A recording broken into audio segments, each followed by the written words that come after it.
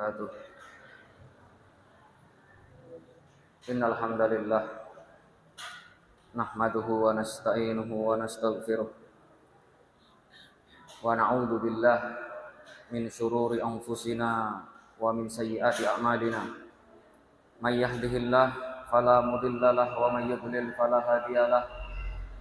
Asyhadu an la ilaha illallah wahdahu la syarikalah wa asyhadu anna Muhammadan abduhu wa rasuluh. Allahumma shalli ala Muhammad wa ala alihi wa ashabihi wa man tabi'ahum bi ihsanin ila yaumiddin wa ba'd. Falhamdulillah kaum muslimin rahimanillah wa iyyakum. Qala Nabi sallallahu alaihi wasallam, khairukum man ta'allama al-Qur'ana wa 'allamah. Sebaik-baiknya kalian adalah orang yang mau belajar Al-Qur'an dan mau mengajarkannya. Alhamdulillah pada malam hari ini kita belajar dan mengajarkan Al-Qur'an. Kaum muslimin rahimanillah wa iyyakum. Kita lanjutkan pelajaran pada kitab Nawaqidul Islam, pembatal-pembatal keislaman, bahwa di sana ada pembatal keislaman. Pembatal keislaman entah itu bersifat keyakinan atau pemikiran, entah bersifat ucapan atau bersifat perbuatan atau keraguan-raguan. Ini semua bisa mengeluarkan pelakunya dari agama Islam. Sebagaimana iman itu keyakinan dalam hati, ucapan dalam lisan, perbuatan dengan anggota tubuh, demikian juga kekufuran bisa dilakukan dengan tiga hal ini. Ini semua harus kita pelajari sehingga kita tidak terjatuh ke dalam kemungkaran yang besar ini. Araftu syarra la li syarri walakin li tawaqqihi. Aku mengetahui kejelekan bukan untuk aku amalkan tapi untuk aku jauhi. Alhamdulillah pada kesempatan malam hari ini kita sampai pada pembatal keislaman yang ke-9. Syekh Muhammad bin Abdul Wahhab mengatakan, man iqtada anna ba'dhan nas yasauhu al-khuruj min an syariati Muhammad fahuwa kafir. Barang siapa yang meyakini keyakinan atau pemikiran ini bisa diketahui dengan ucapan, meyakini bahwa sebagian orang boleh keluar dari ajarannya Nabi Muhammad sallallahu alaihi wasallam, maka dia kafir karena dia mendustakan firman-Nya Allah Subhanahu wa taala, wa may yabtaghi ghairal islami dina fala yuqbala minhu wa huwa fil akhirati minal khasirin. Barang siapa yang mencari agama selain agama Islam, maka tidak akan diterima dan dia di akhirat termasuk orang-orang yang rugi. Di sini pembatal di sini berupa keyakinan atau pemikiran bisa diketahui dengan ucapan, yaitu mereka meyakini bahwa sebagian orang itu boleh keluar dari ajarannya Nabi Muhammad, entah secara keseluruhan atau sebagian. Berarti ucapan ini bersifat mendustakan ayat-ayat Al-Qur'an yang sifatnya gamblang. Ayat Al-Qur'an mengatakan, wa anna hadza sirati mustaqiman fattabi'uhu. Islam ini jalanku, ikutilah. Sedangkan orang ini mengatakan boleh keluar dari agama Islam. Berarti mendustakan ayat yang jelas dari Al-Qur'an. Juga mendustakan hadis Nabi. Nabi mengatakan dalam sebuah hadis yang sahih bahwa aku diberi 5 kekhususan. 5 kekhususan ini tidak diberikan oleh nabi-nabi sebelumku. Salah satu kekhususan Nabi Muhammad yang disebutkan dalam hadis ini, wa bu'itsu kana nabiyyu sallallahu alaihi wasallam yub'atsu ila qaumihi khassah wa bu'itsu ila nasi amah. Nabi-nabi terdahulu itu diutus untuk kaumnya masing-masing. Nabi Musa untuk Bani Israel, Nabi ini untuk siapa? Sedangkan aku diutus untuk seluruh manusia. Ya. Sedangkan aku diutus untuk seluruh manusia. Ya. Berarti yang mengatakan bahwa sebagian orang boleh keluar dari ajarannya Nabi Muhammad, entah secara keseluruhan atau sebagian, maka dia telah kafir. Juga mereka mendustakan ayat Al-Qur'an, qul ya ayyuhan nas, wahai manusia, inni rasulullah ilaikum jami'a, sesungguhnya aku adalah Rasulullah kepada kalian semuanya. Juga Nabi mengatakan, walladzi nafsu Muhammad biyadihi la yasma'u bi ahadun min hadhihi ummah Yahudi wala Nasrani tsumma yamutu wa lam yu'min billadzi ji'tu bihi illa kana min ashabin nar. Demi yang jiwaku berada di tangannya, tidaklah mendengar tentang kenabianku, entah dia orang Yahudi atau Nasrani, mendengar tentang kenabianku kemudian mati tidak beriman dengan apa yang aku membawanya, maka dia termasuk penduduk neraka. Ini jelas bahwa Nabi Muhammad diutus untuk seluruh manusia dan seluruh jin.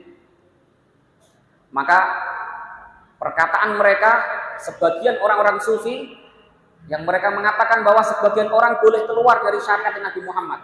Mereka mengatakan kalau sudah sampai ma'rifah, sudah tidak wajib lagi sholat. Itu sebagian keyakinan mereka. Mereka berdalil, aqimis sholata li dzikri, tegakkan sholat untuk mengingatku, sedangkan aku sudah ingat Allah, maka tidak perlu lagi sholat. Jadi keyakinan itu ada di kalangan kaum muslimin. Kalau sudah sampai kepada derajat ma'rifah, sudah sampai kecintaan kepada Allah, kata mereka, maka beberapa kewajiban itu gugur kepada mereka. Sholat itu tidak wajib, bahkan sebagian hal-hal yang haram itu menjadi halal. Berarti keyakinan ini jelas-jelas mendustakan Al-Quran, As-Sunnah, dan Ijma'. Para ulama sepakat, orang yang seperti ini orang yang kafir. Risalahnya Nabi Muhammad itu untuk seluruh manusia. Bahkan Nabi Isa pun yang nanti turun di akhir zaman, dalam sebuah hadis yang sahih, Nabi Isa akan mengikuti syariatnya Nabi Muhammad.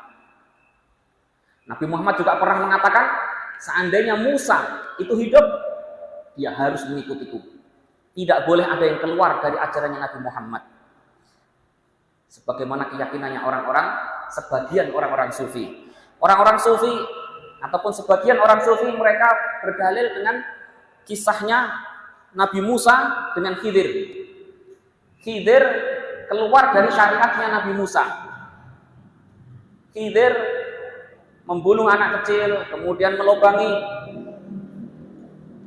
kapal miliknya orang fakir miskin, kemudian membangun atau merenovasi rumah yang rusak. Intinya dalam cerita itu Khidir tidak mengikuti syariatnya Nabi Musa alaihi salatu wassalam. Itu dalil mereka. Itu adalah pemahaman yang sangat rendah sekali. Padahal kita tahu bahwa Nabi Musa itu tidak diutus untuk Nabi Khidir. Nabi Musa itu hanya khusus untuk Bani Israel. Jadi syariatnya berbeda. Seluruh nabi itu agamanya satu, tauhid, tetapi syariatnya berbeda-beda. Salatnya Nabi Adam berbeda dengan salat kita, beda dengan salatnya Nabi Musa, tapi intinya sama, semuanya bertauhid kepada Allah Subhanahu wa taala. Tetapi tata cara ibadahnya itu berbeda-beda. Tapi intinya tunduk, khusyuk, merendahkan diri di depan Allah Subhanahu wa taala. Ini bantahan untuk mereka bahwa Nabi Musa tidaklah diutus untuk Nabi Khidir. Nabi Khidir punya wahyu tersendiri. Nabi Musa diutus untuk Bani Israel. Maka pendalilan mereka pendalilan yang cacat, tidak dibenarkan. Itu yang pertama. Kemudian yang kedua, kita tahu bahwa Nabi Muhammad itu diutus untuk seluruh manusia. Maka setelah diutusnya Nabi Muhammad, maka seluruh orang yang tidak mengikuti ajarannya Nabi Muhammad, maka dia kafir. Walaupun ada zaman sekarang ini orang Kristen, orang Nasara atau orang Yahudi yang tidak berbuat syirik, masih ada di beberapa daerah terpencil sana, Italia, masih ada. Mereka pakai cadar, pakai jilbab, mereka tidak berbuat syirik, masih ada. Tidak mengikuti ajaran Trinitas, masih ada. Tapi tetap mereka kafir. Kenapa? Karena tidak mengikuti ajaran atau tata cara yang dibawa oleh Nabi Muhammad SAW. Berarti mereka mendustakan ayat Al-Quran, mendustakan hadis, dan mendustakan ijma'ul ulama. Ini. Kemudian yang ketiga yang harus kita ketahui untuk membantah sebagian orang-orang sufi, bahwa Nabi Khidir itu mendapatkan wahyu. Sehingga Nabi Khidir bisa tahu dengan izin Allah bahwa anak ini yang dibunuh ini, kalau dia besar dia akan jadi anak yang durhaka dan bermaksiat kepada Allah, maka dibunuh dulu. Sedangkan Nabi Musa tidak memiliki ilmu ini. Bukan berarti Nabi Khidir lebih mulia dari Nabi Musa, bukan. Tetapi Nabi Musa punya kelebihan, Nabi Khidir punya kelebihan yang tidak dimiliki oleh salah satu di antara keduanya. Tapi tetap Nabi Musa lebih mulia daripada Nabi Khidir, karena Nabi Musa termasuk ulul azmi. Ya. Jadi wajar Nabi Musa dalam beberapa sisi ilmunya kalah dengan Nabi Khidir.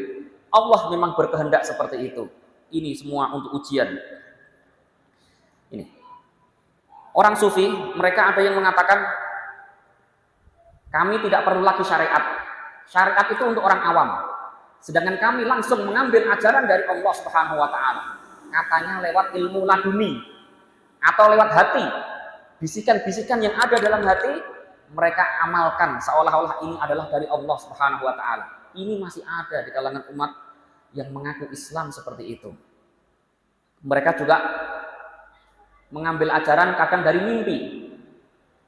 Padahal Quran dan Sunnah jelas. Tapi karena mereka punya mimpi, maka mimpilah yang diikuti. Saya pernah membaca di beberapa majalah seorang tokoh terkenal di Indonesia, sangat-sangat terkenal di Indonesia. Orang ini membanggakan syekh atau kiainya. Kiai saya itu kalau malam berzikir, tetapi kalau sudah malam lagi dia pergi ke diskotik, minum khamr, berzina, karena sudah sampai kepada derajat ma'rifah, sudah tidak haram lagi minum khamr, tidak haram. Ini masih ada, jelas-jelas masih ada orang-orang yang punya pemikiran seperti itu, sebagian orang-orang sufi. Maka perkara ini perkara yang jelas. Para ulama tidak ragu, mereka bukan orang Islam. Allah sendiri mengatakan, wa'bud rabbaka hatta ya'tiyakal yakin. Sembahlah Rabb kalian sampai datang kepadamu kematian.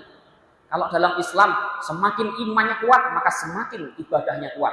Bayangkan Nabi Muhammad. Nah, apakah Nabi Muhammad tidak sampai ma'rifah? Nabi Muhammad manusia yang paling dicintai oleh Allah Subhanahu wa taala. Salat sampai kakinya bengkak, tatafattar qadamahu. Sedangkan orang-orang sufi ini, dan itu luar biasa banyaknya jumlah mereka. Saya tidak mengatakan semua orang sufi, tidak. Tapi banyak di antara mereka punya keyakinan seperti ini. Ini padahal yang ngomong tokoh terkenal. Yakin kita semua tahu namanya. Membanggakan kiainya yang pergi ke diskotik dan minum khamr. Ya. Nah, jadi kalau dalam Islam manusia itu sama. Tidak ada ini wajib bagi orang ini haram bagi orang ini. Tidak semua ini. Tidak seperti itu. Ini yang pertama. Orang yang mengamalkan pembatal keislaman ini adalah sebagian orang-orang sufi. Yang kedua adalah orang-orang sekuler. Orang-orang sekuler mereka juga meyakini keyakinan ini. Boleh keluar dari ajarannya Nabi Muhammad dalam hal perpolitikan, dalam hal kenegaraan. Tidak usah pakai syariat Islam. Karena syariat Islam ketinggalan zaman, tidak sesuai dengan zaman ini. Maka para ulama sepakat, orang yang bilang seperti kayak gini, Al-Quran, As-Sunnah, dan Ijma' menerangkan orang seperti ini telah keluar dari agama Islam. Karena telah mendustakan Al-Quran, mendustakan Sunnah, dan mendustakan Ijma'ul ulama. Sudah jelas Al-Quran, As-Sunnah, dan Ijma' bahwa syariat Islam itu cocok untuk seluruh tempat dan setiap waktu. Tidak ada yang salah dalam Al-Quran. Tidak ada yang salah dari syariat Islam. Tapi orang-orang sekuler, mereka gembar-gembor bahwa agama harus dipisahkan dari negara. Negara sendiri, agama itu di masjid saja. Ini sangat-sangat bertentangan dengan Al-Quran, As-Sunnah, dan Ijma'. Ini yang sering digambar-gemburkan oleh orang-orang sekuler. Ya, bahwa syariat tidak cocok. Sekedar ucapan itu saja itu sudah kufur akbar. Kaidah yang sering saya ulang-ulang adalah barang siapa yang mendustakan satu ayat Al-Quran yang sifatnya gamblang, maka dia kafir. Barang siapa yang mendustakan satu saja hadis Nabi yang sifatnya gamblang, hukum yang sifatnya gamblang, maka dia kafir. Barang siapa yang menolak, mendustakan ijma'ul ulama yang sifatnya gamblang dan jelas, maka dia kafir. Ingat, perkataan saya di sini gamblang dan jelas. Bukan terjadi perselisihan. Kalau masih terjadi perselisihan, maka tidak kita katakan kafir, tidak. Ini terjadi perselisihan. Tapi pembahasan kita di sini yang sifatnya gamblang dan jelas. Contoh yang sifatnya terjadi perselisihan rokok, ada yang mengatakan haram, ada yang mengatakan makruh, tidak bisa kita katakan siapa yang menghalalkan rokok kafir. Oh, nggak bisa, nggak bisa. Rokok ini hukumnya tidak segamblang khamr, tidak segamblang zina, tidak. Ya, tetap itu masih dalam ranah perselisihan ulama. Walaupun kalau saya condong kepada pendapat yang mengatakan haram, seperti yang dikeluarkan oleh Muhammadiyah itu ya. Ala kulli hal, itu bukan sesuatu yang sifatnya gamblang dan jelas ya. Atau yang sesuatu yang tidak sifatnya gamblang. Masih banyak lagi hukum-hukum yang sifatnya tidak gamblang, maka mendustakannya tidak dikatakan kufur ya. Mereka orang-orang sekuler, mereka silahkan dengarkan nasihatnya Imam Malik. Imam Malik berkata, ma aslaha hadhil ummah illa ma aslaha awwalaha. Tidak akan memperbaiki umat ini kecuali umat ini memperbaiki seperti keadaan umat-umat dahulu memperbaiki. Para sahabat, para tabi'in, mereka baik dengan apa? Dengan Al-Quran dan As-Sunnah. Maka umat ini pun juga tidak akan baik kecuali dengan Al-Quran dan As-Sunnah. Kemudian kita masuk di pembahasan berikutnya. Pembatal keislaman yang ke-9 adalah Syekh Muhammad bin Abdul Wahab mengatakan al-i'radu an dinillah, berpaling dari agamanya Allah, berpaling dari syariat Islam, la yata'allamuhu wa la ya'malu bihi, tidak belajar dan tidak mau mengamalkan. Tidak mau belajar dan tidak mau mengamalkan. Berpaling di sini harus diperinci. Berpaling dari agama, tidak mau belajar dan tidak mau mengamalkan. Ada yang sifatnya kufur akbar, ada yang sifatnya maksiat. Kalau berpalingnya itu berpaling dari ajaran Islam yang sifatnya ajaran itu syarat sahnya Islam, misalkan berpaling dari tauhid, sama sekali tidak tahu tentang tauhid, sama sekali tidak tahu tentang tauhid, padahal tauhid itu adalah keislaman seseorang. Maka kalau sampai kepada taraf berpaling, tidak mau peduli, tidak mempelajari dan tidak mengamalkan tauhid, tidak meyakini tauhid, tidak meyakini bahwa Allah itu satu-satunya yang berhak disembah, sampai taraf seperti itu, maka berpaling di sini kufur akbar. Contoh yang kedua, berpaling sifatnya kufur akbar, yaitu berpaling dari sholat, tidak peduli dengan sholat, tidak mempelajari dan tidak mengamalkan sholat, maka sampai kepada taraf kufur akbar. Kenapa? Karena Rasulullah mengatakan bainar rajuli wa bainal kufri wa syirki tarkus sholah, pembatas antara seseorang dengan kekufuran dan kesyirikan adalah sholat. Faman tarakaha faqad kafar, siapa yang meninggalkan sholat maka dia telah kafir. Pembatas, yang namanya pembatas itu pasti sini dengan sini berbeda. Nah, pembatasnya adalah sholat. Kalau sholat muslim, kalau nggak sholat berarti kafir. Rasulullah juga mengatakan al-ahdul ladzi bainana wa bainahum as-shalah faman tarakaha faqad kafar. Perjanjian antara kita dengan mereka orang-orang kafir adalah sholat. Barang siapa yang meninggalkannya maka dia kafir. Nah, inilah saya sebutkan dua contoh berpaling dari agama yang memiliki sifat kufur akbar, pembatal keislaman. Satu, berpaling dari tauhid, padahal tauhid itu syarat sahnya keislaman.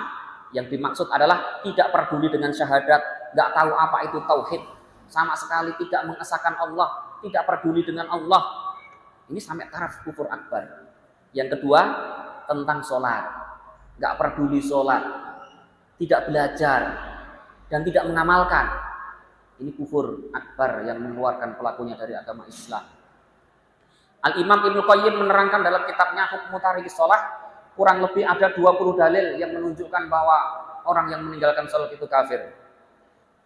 Setelah itu para ulama berselisih pendapat, berapa kali sholat menjadi kafir jika ditinggalkan. Pendapat pertama mengatakan apabila meninggalkan seluruh sholat atau kebanyakan sholat. Kalau kebanyakan sholat itu ditinggalkan, maka kafir. Misalkan sholat hanya kalau ada bapaknya, sholat kalau ada temannya, sholat kalau ada temannya, secara umum dia nggak sholat, maka orang seperti ini kafir. Itu pendapat pertama. Pendapat kedua mengatakan meninggalkan satu saja sholat dengan sengaja tanpa ada udzur, maka dia kafir. Pendapat kedua ini pun juga pendapat ahli sunnah. Salah satu ulama yang mengikuti pendapat kedua adalah Al-Imam Abdul Aziz bin Baz dan Syekh Saleh Al-Syekh, dan masih banyak lagi ya. Walaupun pendapat kedua ini keras banget ya. Bahkan Syekh Abdul Aziz bin Baz pernah ditanya, Syekh, ada seseorang sengaja naruh jam beker untuk waktu subuh, itu jam 7 Syekh. Jam 7 jelas matahari sudah tinggi. Syekh mengatakan wajib bertaubat, dia telah kafir, ucapkan syahadat dan jangan diulangi. Maka insya Allah kebaikannya balik lagi. Orang yang murtad itu kan kebaikannya hancur semuanya. Tetapi kalau dia bertobat, balik lagi, balik semula lagi. Ya. Ini kata Syekh Abdul Aziz bin Baz. Ya. Walaupun insya Allah yang lebih kuat adalah pendapat pertama, apabila meninggalkan umumnya sholat, kebanyakan sholat secara umum, al-ghalabiyah. Nah, ini pendapat pertama, pendapatnya Syekh Muhammad bin Shalih Al-Utsaimin. Ya, yang jelas perkaranya sangat penting sekali di sini. Masalah kebahagiaan kita di dunia dan di akhirat. Ini tadi ya, berpaling yang bersifat kufur akbar saya sebutkan dua macam. Sekarang yang kedua, berpaling dari agama, tidak mau mempelajari dan tidak mau mengamalkan, tetapi tidak kufur akbar. Cuma sekedar entah itu maksiat atau dosa, gitu saja. Misalkan seseorang berpaling, saya tidak mau belajar tentang ilmu faraid. Ya tidak sampai kufur. Ilmu faraid kan fardu kifayah. Tidak semua ilmu agama fardu ain, tidak. Ilmu faraid hanya sebagian yang belajar, boleh. Nanti kalau kamu nggak tahu faraid, silahkan tanya ustadz yang tahu ilmu faraid. Nah, jadi tidak semua ilmu agama derajatnya sama, tidak. Ada ilmu agama yang sifatnya tauhid, syarat sahnya keislaman, ada, itu pucuk sendiri tadi yang sudah kita terangkan tadi, sifatnya syarat sahnya keislaman. Yang kedua, ada ilmu agama yang sifatnya wajib. Contohnya apa? Ya, hukum-hukum tentang sholat, puasa, ini kan benar-benar kita jalani.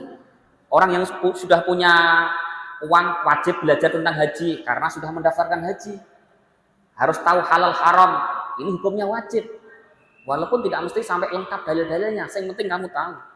Yang ketiga, ilmu yang sifatnya fardu kifayah. Fardu kifayah adalah sebuah kewajiban, apabila sebagian kaum muslimin melakukan, maka yang lain tidak melakukan, tidak apa-apa, tidak berdosa. Yang penting sudah ada sebagian umat Islam yang mengamalkan. Inilah tiga macam ilmu, ya. Ilmu agama. Yang pertama, sifatnya syarat sahnya keislaman. Ini benar-benar ilmu tauhid.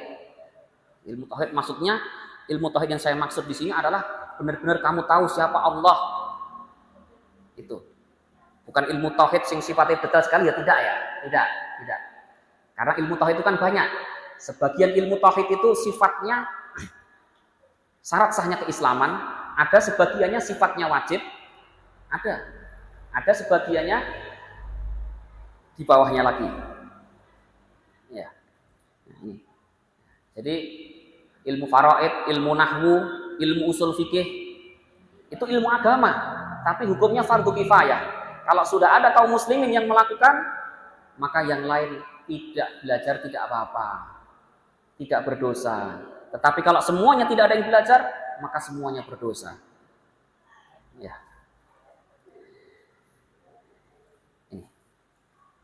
Jadi berpaling dari agama, tidak mau belajar dan tidak mengamalkan, itu tanda Allah tidak menginginkan kebaikan kepadanya. Nabi mengatakan, man yuridillah bihi khairan yufaqihu fiddin. Barang siapa yang Allah inginkan kebaikan kepadanya, niscaya akan dipahamkan dalam agama. Jadi alhamdulillah, kita semua insya Allah mudah-mudahan kita termasuk orang-orang yang Allah menginginkan kebaikan kepada kita. Karena kita dipahamkan dalam agama ini. Ya.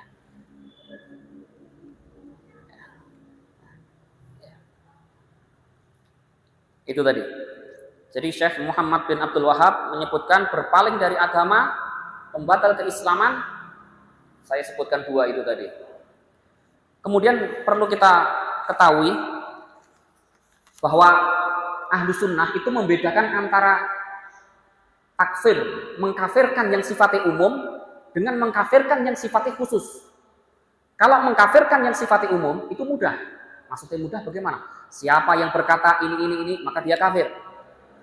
Tapi belum tentu orang yang mengatakan kata-kata kufur tadi belum tentu dia kafir. Belum tentu. Karena masih ada syarat-syarat untuk mengkafirkannya. Masih ada syarat-syaratnya. Ya. Imam Ahmad mengatakan, para ulama mengatakan, siapa yang mengatakan bahwa Al-Quran itu makhluk, maka dia kafir. Ini pengkafiran yang sifatnya umum. Tetapi ternyata secara praktek Imam Ahmad tidak mengkafirkan beberapa ulama sesat saat itu yang mengatakan ucapan seperti ini. Kenapa? Karena Imam Ahmad menilai beberapa ulama yang sesat ini masih memiliki syubhat atau takwil. Alasan itu lemah, tetapi alasan yang lemah ini mampu menolak pengkafiran. Sehingga tidak dikafirkan oleh para ulama. Tetapi kalau sudah sampai kepada derajat dinasehati, sudah jelas dengan gamblang, semuanya sudah diterangkan secara gamblang, segamblang-gamblangnya, semua alasannya dibantah, kok masih ngeyel, maka bisa sampai kepada derajat dikafirkan.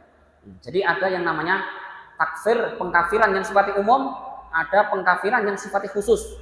Nah, kalau mengkafirkan yang sifatnya khusus, ini ada syaratnya, yaitu al-ilmu. Ya. Dia tahu, sampai kepadanya ilmu, sudah tegak hujah padanya.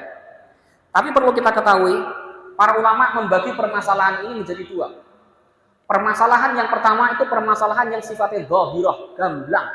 Contohnya adalah beribadah hanya kepada Allah, berdoa hanya kepada Allah. Ini permasalahan yang sifatnya gamblang, zahirah.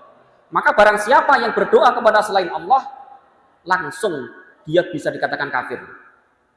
Selama dia tinggal di kalangan kaum muslimin, dia hidup di tengah-tengah kaum muslimin, kok sampai berdoa kepada selain Allah, meminta kepada selain Allah.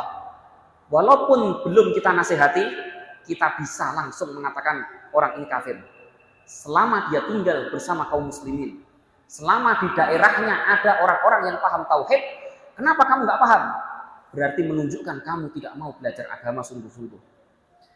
Orang-orang kampung yang jelas-jelas mereka mengatakan bahwa sholat 5 waktu itu tidak wajib. Bahkan mereka meyakini tidak wajib. Bahkan tidak mau sholat. Bisa langsung dikatakan kafir. Bisa. Walaupun saya belum menasihatinya. Sekedar saya tahu dia mengatakan sholat 5 waktu tidak wajib, bisa dikatakan kafir. Bisa. Kenapa? Karena masalah sholat itu masalah yang sifatnya zahirah, gamblang dan jelas. Selama dia tinggal di kalangan kaum muslimin, kok sampai nggak tahu perkara yang seperti ini, maka itu menunjukkan dia malas-malasan dalam mencari ilmu. Menunjukkan dia tidak peduli dengan agama. Nyatanya, orang yang peduli dengan agama sedikit, nyatanya tahu. Kenapa kamu nggak tahu? Berarti kamu malas dalam mencari kebenaran. Ya. Tetapi dari sisi akhlak, silahkan didatangi, dinasihati, silahkan. Ya. Saya tidak berbicara tadi dari sisi akhlak, saya berbicara dari sisi hukum. Dari sisi hukum, saya meyakini orang ini kafir. Tetangga saya, jelas-jelas tidak sholat. Bahkan ada yang mengatakan banyak sebagian mahasiswa, sebagian di IAIN ada pokoknya mengatakan sholat tidak wajib. Terang-terangan saya dengar. Ya. Sholat tidak wajib. Sholat itu intinya mengingat Allah. Seperti orang sufi tadi berdalil. Aku seperti ingat Allah. Kok sampai seperti itu? Secara hukum saya katakan, saya meyakini kamu kafir. Orang seperti ini kalau mati tidak boleh kita sholatkan. Saya nggak boleh menyolatkan kamu. Itu dari sisi hukum. Adapun dari sisi akhlak silahkan. Datangi, nasihati, kasih hadiah, silahkan. Ya. Ingat, karena masalah sholat itu perkara yang sifatnya dhahirah, gamblang. Ya.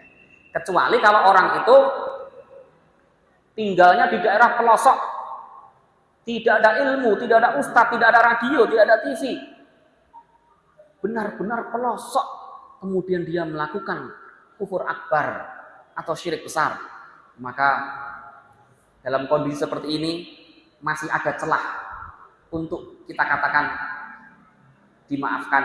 Bukan dimaafkan, maksudnya adalah tidak dikatakan kafir, masih ada celah. Nah, karena kemungkinan dia bodoh itu lebar, itu luas. Tetapi kalau dia tinggal di tengah kaum muslimin, jelas-jelas tinggal di kalangan kaum muslimin, kok sampai mendustakan Al-Quran, sampai dia mengatakan Al-Quran, hukum-hukum Islam tidak cocok untuk diterapkan pada zaman sekarang, sampai kepada taraf seperti ini, maka kekufurannya besar. Walaupun tidak dinasihati dulu, secara hukum bisa dikatakan kafir, seperti dikatakan oleh Syekh Al-Imam Abdul Aziz bin Baz di dalam fatwa beliau, langsung bisa dikatakan. Kok sampai mengatakan syariat Islam tidak cocok diterapkan, kuno, tidak sesuai, perlu direvisi. Ini ucapan-ucapan mendustakan Al-Quran was sunnah wal ijma'. Nah ini, itu ada lagi orang yang dikatakan melakukan kufur akbar, tapi kita tidak bisa langsung memvonis kafir. Contohnya adalah orang yang baru masuk Islam. Hadithu ahdin bil Islam, wajar baru masuk Islam, nggak tahu ini halal, syirik, kufur, nggak tahu, wajar. Walaupun dia tinggal di tengah kaum muslimin, tetapi karena dia baru masuk Islam, wajar nggak tahu. Ini dua orang seperti ini melakukan kekufuran atau syirik besar, kita tidak bisa langsung mengatakan kafir. Yang pertama, orang yang benar-benar tidak ada kemampuan ataupun tinggal di pelosok, tidak ada kemampuan untuk menghilangkan kebodohan, tidak ada ustadz, tidak ada TV, tidak ada apa-apa. Tapi keadaan ini untuk kita sekarang jarang. Karena umumnya zaman sekarang, walaupun di pelosok, walaupun di pedesaan, tetap ajaran Islam itu sudah sampai kepada mereka. Jarang. Yang kedua adalah orang yang baru masuk Islam. Ini.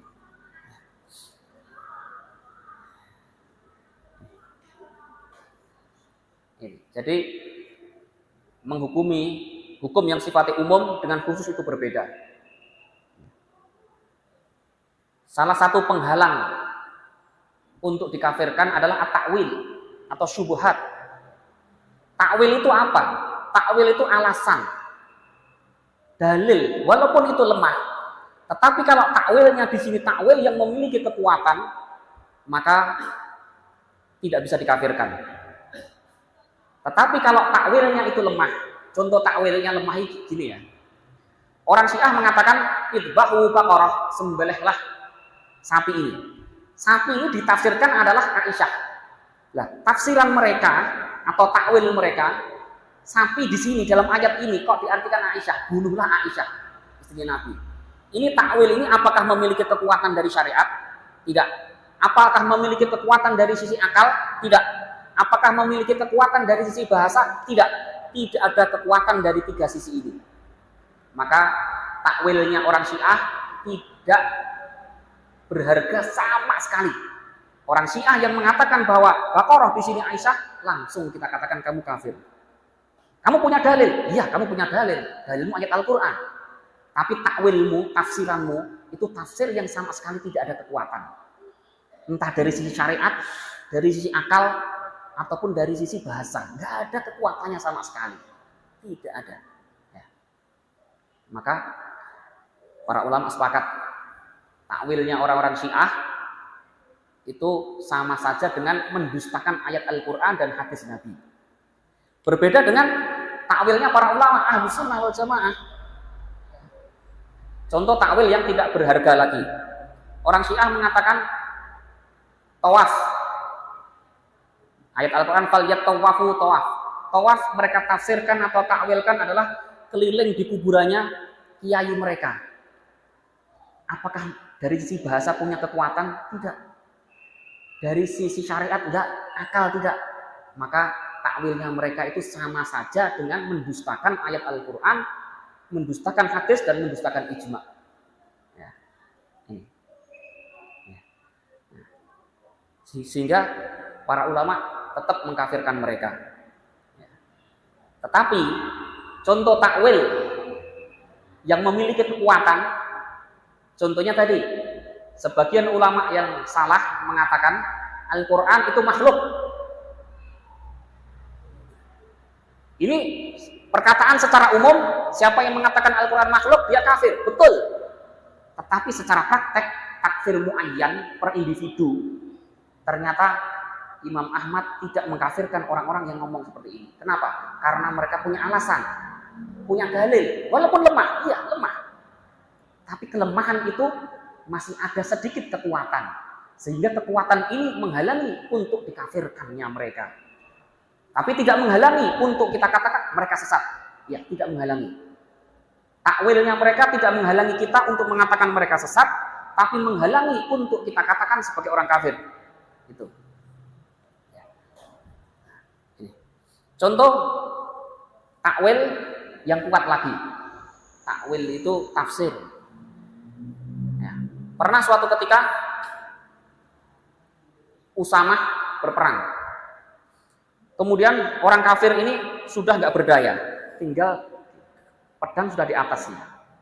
Orang kafir ini kemudian mengucapkan La ilaha illallah. Usamah tahu orang ini hanya mengucapkan supaya selamat dari pedang, tapi Usamah tetap bunuh. Berita ini sampai kepada Nabi. Nabi marah. Aqatal tahu ba'da an qala la ilaha illallah, wahai Usamah. Kamu berani-beraninya membunuh orang yang telah mengucapkan la ilaha illallah. Nabi marah. Perbuatanmu ini salah. Seharusnya jangan kamu bunuh. Ini udah mengucapkan la ilaha illallah. Tetapi Usamah di sini memiliki takwil, memiliki alasan, memiliki hujjah, walaupun lemah. Usamah mengira orang ini hanya mengucapkan la ilaha illallah karena supaya selamat dari pedangku. Itu alasannya Usamah. Nah, takwilnya Usamah di sini takwil yang kuat, sehingga Rasulullah tidak mengkisas si Usamah. Rasulullah tidak pernah mengatakan wahai Usamah, karena kamu telah membunuh seorang Muslim maka hukumanmu dikisas. Tidak. Usamah selamat dari hukuman kisas, tidak dibunuh oleh Nabi Muhammad. Kenapa?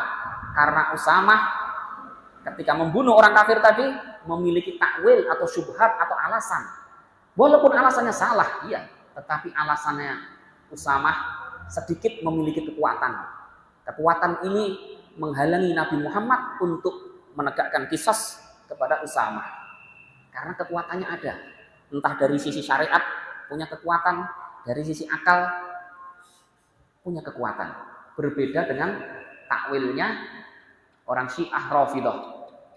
Ya, contoh lagi, orang Syiah Rafidhah mereka mentakwil. Mentakwil itu memalingkan suatu kata dari dohir menuju selain dohir dengan alasan-alasan yang mereka buat-buat. Ya, apa itu orang Syiah? Orang Syiah mentakwil bahwa dua patung yang harus dihancurkan itu adalah Abu Bakar dan Umar. Takwilmu wahai orang Syiah, apakah memiliki kekuatan dari sisi bahasa? Sama sekali tidak. Tidak ada kekuatannya. Akal tidak ada kekuatannya. Ya. Maka tetap dikatakan kamu kafir. Sekarang contoh lagi takwil yang dimaafkan. Ahlus Sunnah wal Jamaah meyakini bahwa Allah itu berada di atas langit. Allah itu berada di atas arsy. Allah berada di atas arsy dan berada di atas langit. Arsy adalah makhluknya Allah yang paling besar dan paling tinggi. Arsy adalah singgasananya Allah. Tapi kita tidak boleh membayangkan bentuknya arsy, wallahu alam, terbuat dari apa, wallahu alam. Yang jelas Allah berada di atas arsy dengan ketinggian ataupun keberadaannya Allah di atas arsy itu tidak boleh digambar-gambarkan, tidak boleh dibayang-bayangkan. Sudah, pokoknya Allah di atas arsy, Allah di atas langit. Cukup.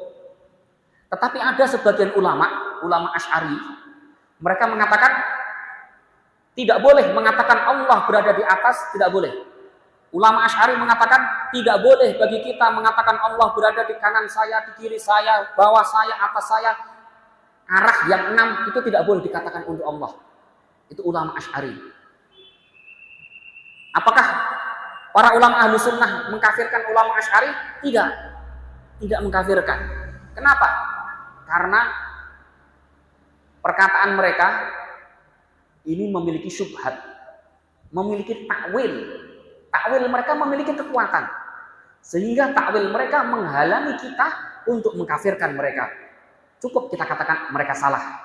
Yang betul adalah Allah di atas langit. Dalam sebuah hadis yang sahih, Rasulullah bertanya kepada seorang jariyah, budak, aina Allah, di mana Allah? Budak ini menjawab, fis sama, di atas langit. Allah juga mengatakan sabbihisma rabbikal a'la. Betapa banyak ayat-ayat Al-Qur'an dan hadis Nabi yang menerangkan bahwa Allah itu berada di atas. Allah berada di atas langit. Allah berada di atas arsy. Itu banyak sekali ayat Al-Qur'an maupun hadis Nabi. Sedangkan ulama Asy'ari, kita katakan ulama karena mereka juga ulama. Ya. Mereka ulama. Tetapi mereka dalam hal ini salah.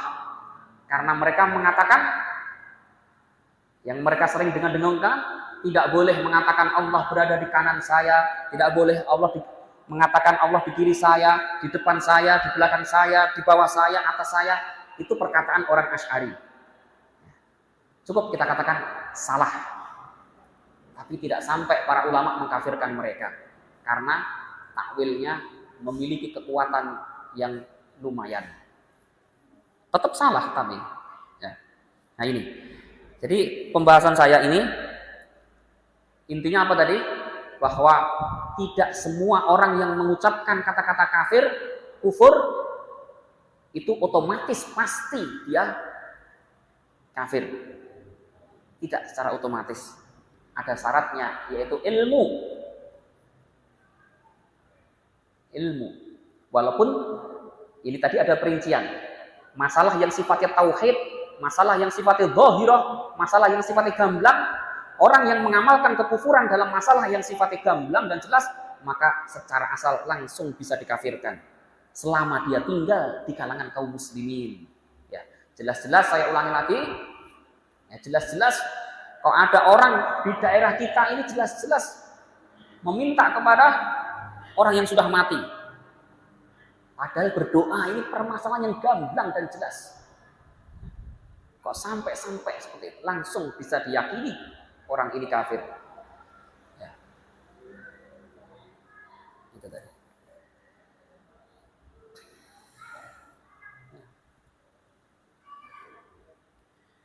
Ya. Kemudian juga ada hal-hal yang menghalangi seseorang untuk dikafirkan, salah satunya tidak sengaja. Pernah Nabi bercerita, ada orang saking senengnya orang ini mengatakan, ya Allah, anta abdi, engkau adalah hambaku dan aku adalah Tuhanmu. Saking senengnya mengucapkan kata-kata kufur, tapi tidak sengaja, maka tidak dosa, tidak kafir, bahkan dapat pahala. Kenapa? Karena niatnya ingin memuji Allah, cuma salah dalam hal ngomong saja. Ya.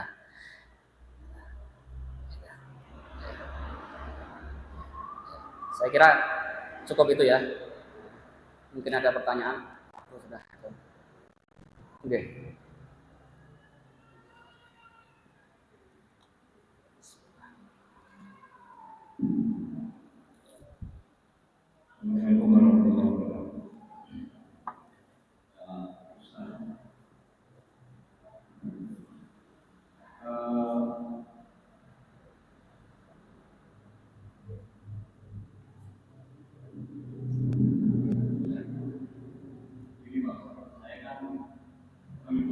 pemikiran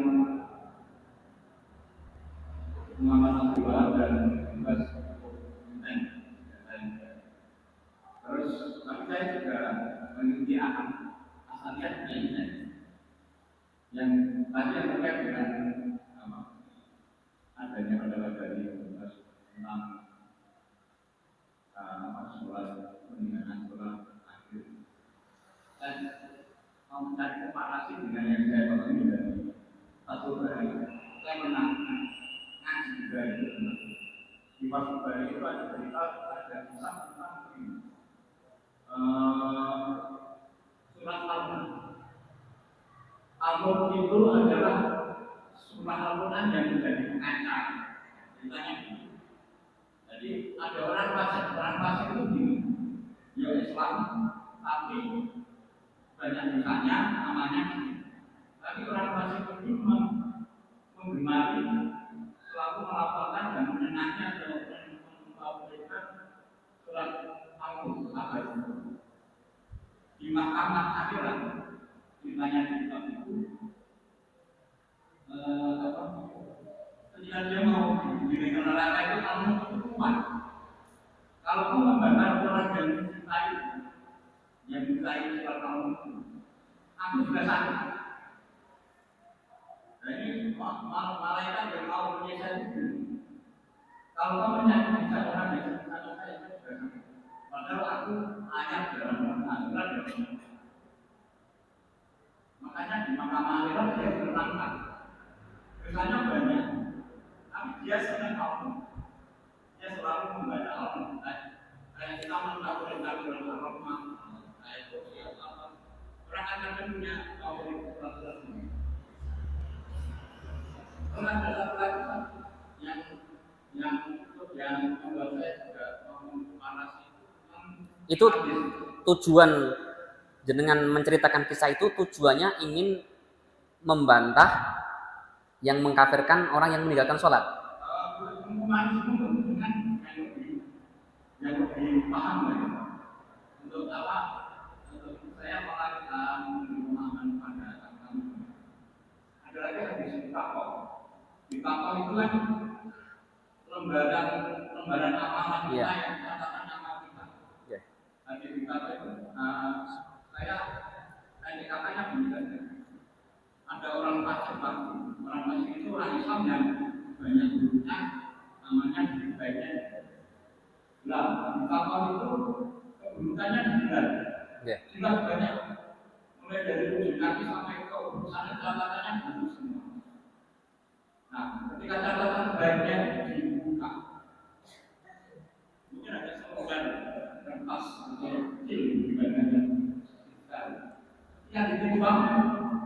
Menang yang kecil ini Pak, yang karena apa? Di situ ada nama yang mengatakan la ilaha illallah. Dan orang ini selamat dari catatan buruknya yang begitu banyak. Dengan catatan baiknya yang sedikit itu menang ya. Nah ini kami ingin mohon maaf dari keterangan.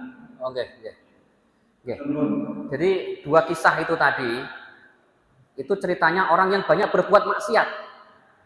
Di situ tidak ada keterangan bahwa orang itu maksiatnya sampai kepada taraf meninggalkan sholat. Tidak ada keterangan. Sedangkan dalil yang sudah saya terangkan tadi, jelas-jelas keterangan bahwa meninggalkan sholat itu kekufuran. Bahkan sampai 20 dalil, kata Al-Imam Ibnu Qayyim. Jadi tidak ada pertentangan antara dua kisah itu dengan dalil-dalil yang saya utarakan. Karena dalil dua dalil tadi benar-benar itu cuma menceritakan banyak maksiat gitu saja. Tapi apakah ada keterangan maksiat yang dilakukan oleh dua orang itu tadi, tarafnya itu taraf sampai meninggalkan sholat? Tidak ada keterangannya. Nah, maka dalil yang sifatnya khusus itu lebih menang daripada dalil yang sifatnya umum. Ya, jelas Nabi mengatakan as-sholatu wa umuduhas sholah. Tiangnya adalah sholat. Coba sekarang tiang itu kalau hancur pasti bangunannya hancur. Itu hadis. Kemudian yang kedua tadi, bainar rajuli wa bainal kufri wa syirki tarkus shalah. Nabi mengatakan tarkus shalah pembatas. Ini beda dengan ini. Tarkus shalah meninggalkan salat. Ini kata Syekh Ibnu Utsaimin jelas ini dalil bahwa orang yang meninggalkan sholat kafir. Rasul juga mengatakan man tarakaha faqad kafar. Siapa yang meninggalkan sholat maka dia kafir. Masih ada lagi kurang lebih 20-an dalil yang menyatakan bahwa orang yang meninggalkan sholat itu kafir. Jadi dalil-dalil yang disebutkan tadi itu masih sifatnya umum. Bahkan ada lagi, tak tambah lagi dalilnya. Ada lagi nanti di akhir zaman ada orang nggak tahu apa itu Islam, nggak tahu apa-apa. Karena memang benar-benar saat itu sudah Ka'bah sudah nggak ada, sudah ada dihancurkan ya orang Habasah. Ilmu sudah nggak ada, taunya cuma satu kata tok orang ini. Cuma la ilaha illallah. Saya mendapati bapak-bapak kami mengatakan la ilaha illallah. Kemudian sahabat ditanya, apakah kalimat la ilaha illallah bisa menyelamatkan mereka? Iya, bisa. Loh, padahal nggak sholat. Kok bisa? Ya, karena kondisinya saat itu di akhir zaman, saat itu sudah benar-benar tidak ada orang yang sholat, tidak ada ilmu, tidak ada TV, nggak ada apa-apa. Dalam kondisi yang seperti itu, kalimat la ilaha illallah, modal la ilaha illallah bisa menyelamatkan. Tapi kondisinya seperti itu, bukan kondisi kita saat ini. Kondisi kita saat ini masih luar biasa Islam. Ya, itu saya kira.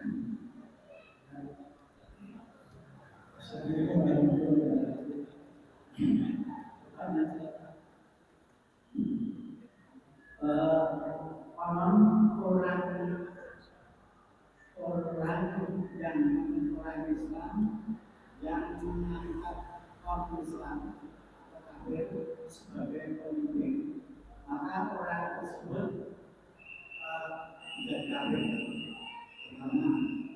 Yang kedua, orang yang sudah terlanjur masuk neraka, tapi dia masih punya amalan walaupun hanya sebiji sahabat itu dia bisa terangkat dituntaskan dari neraka masuk ke surga. Oke. Jadi yang pertama, orang yang mengangkat orang kafir jadi pemimpin, apakah langsung otomatis kafir? Ya tidak seperti itu. Tidak seperti itu. Itu terlalu terburu-buru sekali. Tidak. Jadi perinciannya tidak seperti itu. Perinciannya itu dalam kondisi misalkan sedang terjadi peperangan antara Islam dan kafir. Kemudian orang ini lebih mendukung orang kafir. Supaya orang kafir ini lebih menang, lebih menguasai, dan orang Islam kalah.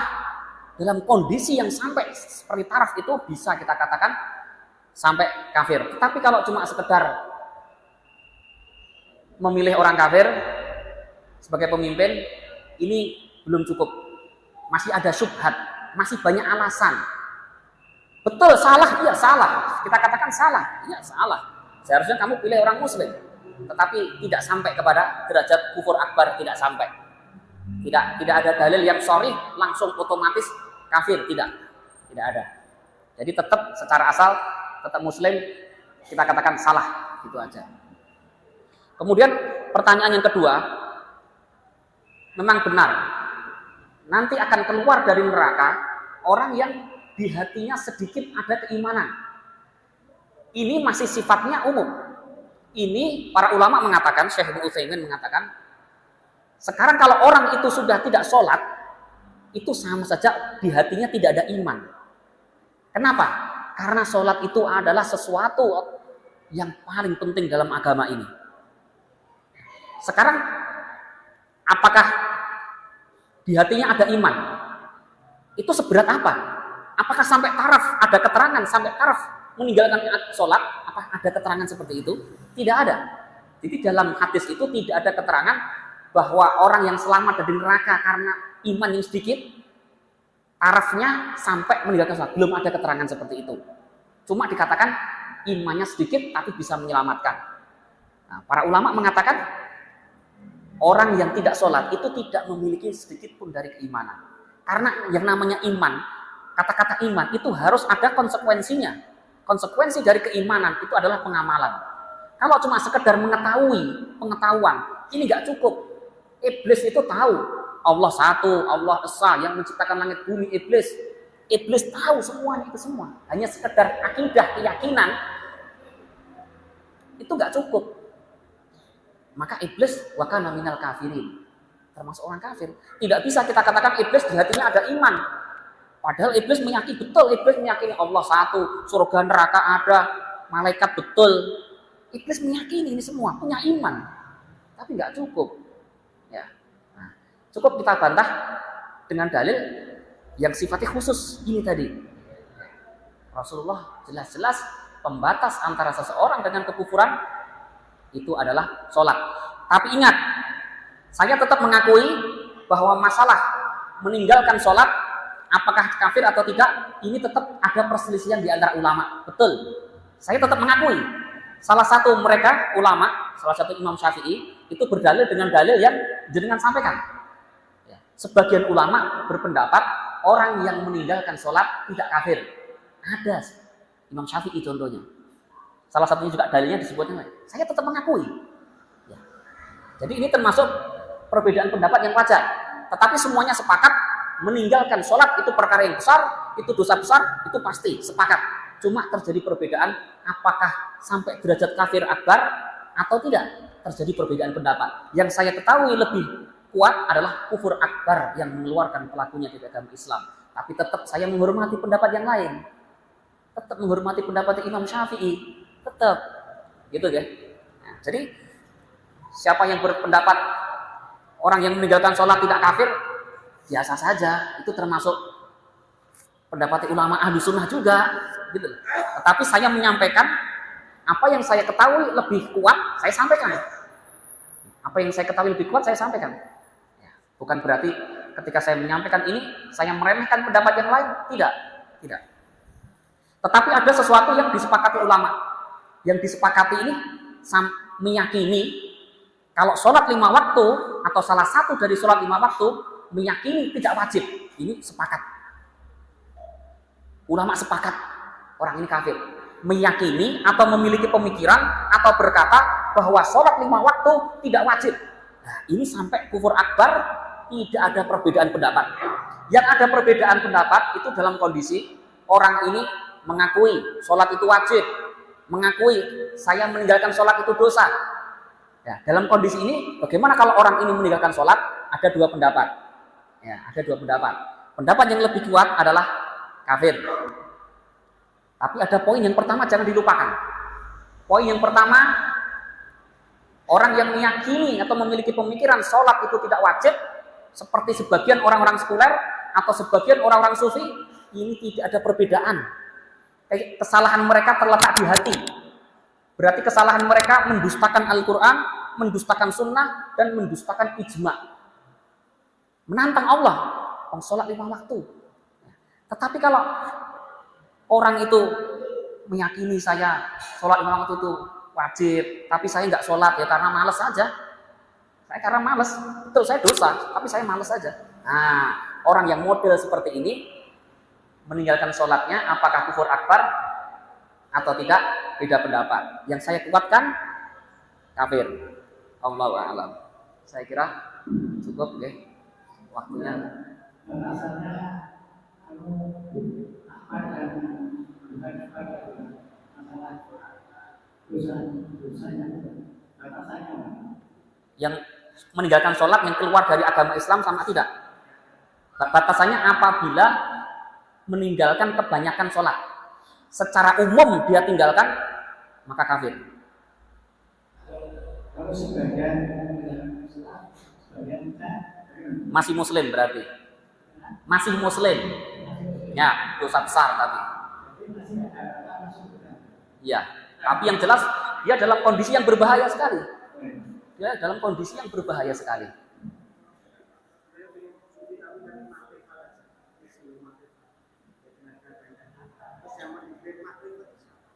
Yang itu sebagian orang sufi dan itu banyak.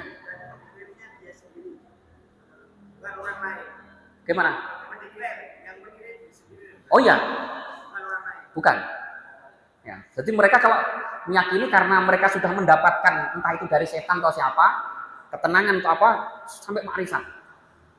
Silahkan jenengan browsing, itu banyak orang-orang sufi yang seperti ini, banyak, bukan sedikit. Ini saya berkali-kali dengarkan, baca di majalah tokoh terkenal di Indonesia sampai mengidolakan kiai saya, zikirnya sampai jam 12 bar kuning diskotik, rapopo radoso, sudah tidak haram lagi karena sudah wali.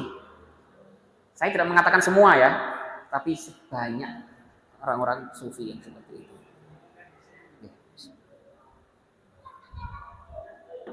Ya, alhamdulillah. Kita cukupkan saja. Mudah-mudahan yang sedikit ini bermanfaat. Subhanakallahumma bihamdika asyhadu an la ilaha illa anta astaghfiruka wa atubu ilaik.